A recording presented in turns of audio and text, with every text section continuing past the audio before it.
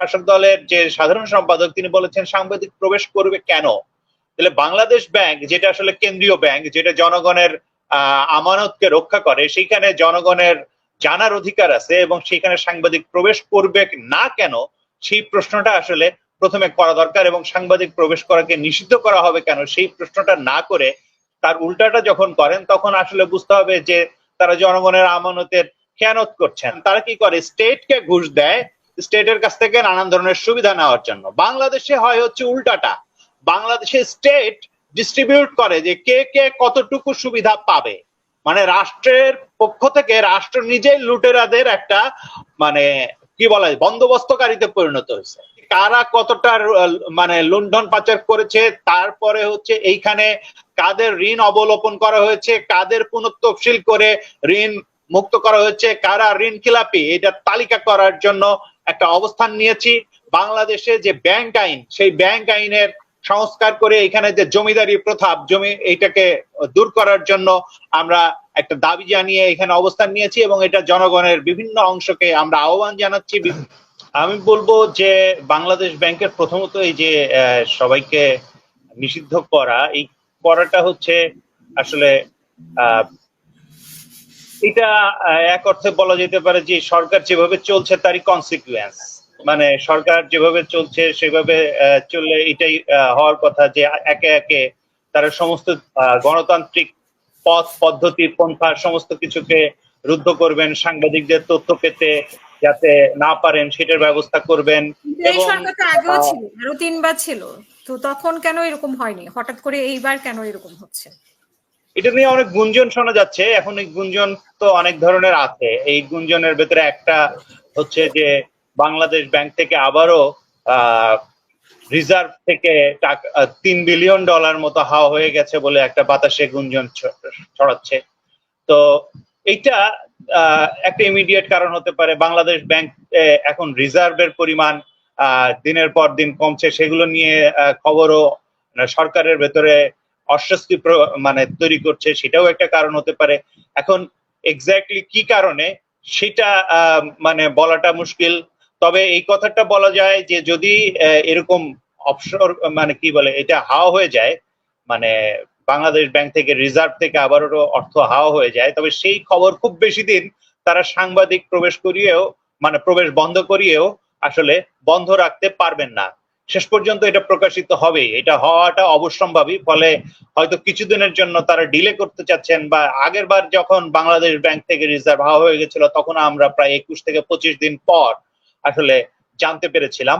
তো এইবারও যদি এরকম হয় তাহলে সেটা হয়তো আমরা এখন জানতে পারবো না, কিন্তু পরবর্তীতে জানতে পারবো। কিন্তু এটা চিরকাল আসলে চাপা দিয়ে রাখা যাবে না। এটা প্রথমত আমাদের যেহেতু আসলে এটা গ্লোবাল সিস্টেমের সঙ্গে যুক্ত, ফলে কোথাও না কোথাও থেকে এই তথ্য আসলে ফাঁস হয়ে যাবে। ফলে এইটা একটা দিক। অন্যদিকে যেটা সাধারণভাবে আমরা আগে থেকেও ধারণা করছিলাম যে বাংলাদেশ ব্যাংকে রিজার্ভ যেহেতু একের পর এক কমছে, মানে দিনের পর দিন কমছে, ফলে এই রিজার্ভের পরিমাণ সম্পর্কিত বিষয় এগুলো এক ধরনের আসলে জনগণের ভেতরে নানা ধরনের আতঙ্ক তৈরি করতে পারে, কিংবা মানে সরকারের প্রতি অনাস্থা বাড়তে পারে, সেই সমস্ত কারণেও এটা করতে পারেন। তবে মোদ্দা কথা হচ্ছে যে সরকার এই সাংবাদিক প্রবেশের অধিকারকে খর্ব করার মাধ্যমে আসলে জনগণের যে তথ্য জানার অধিকার সেই অধিকারকে আসলে খর্ব করেছে। এবং সরকার এটাকে বলছে, এবং সরকারি দলের শাসক দলের যে সাধারণ সম্পাদক তিনি বলেছেন সাংবাদিক প্রবেশ করবে কেন।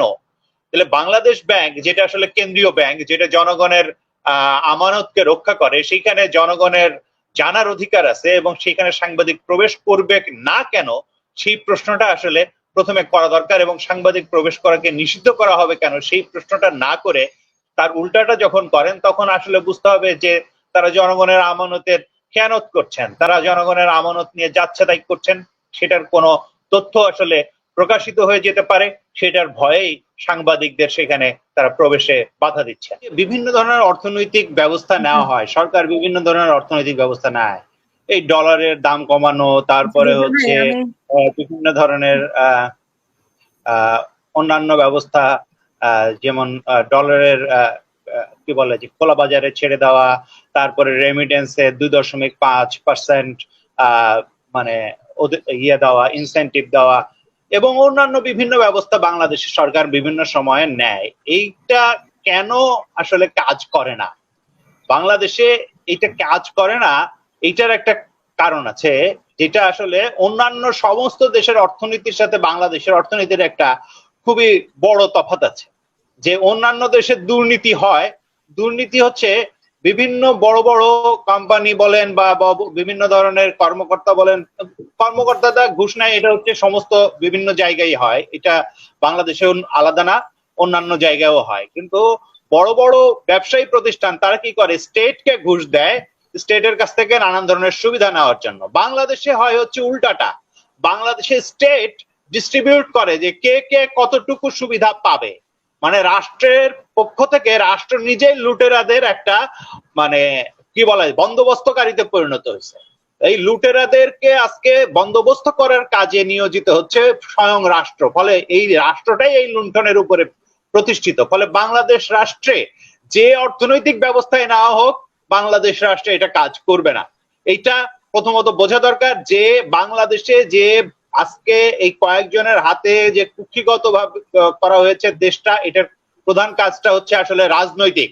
অর্থনীতি বাংলাদেশে রাজনৈতিক ভাবে নিয়ন্ত্রিত হয়, এখানে সমস্ত কিছু লুণ্ঠন পাচার এগুলো হচ্ছে রাজনৈতিক ভাবে নিয়ন্ত্রিত হচ্ছে, এবং এই লুণ্ঠন পাচারের যে চক্র তারাই আসলে ক্ষমতায় আছে।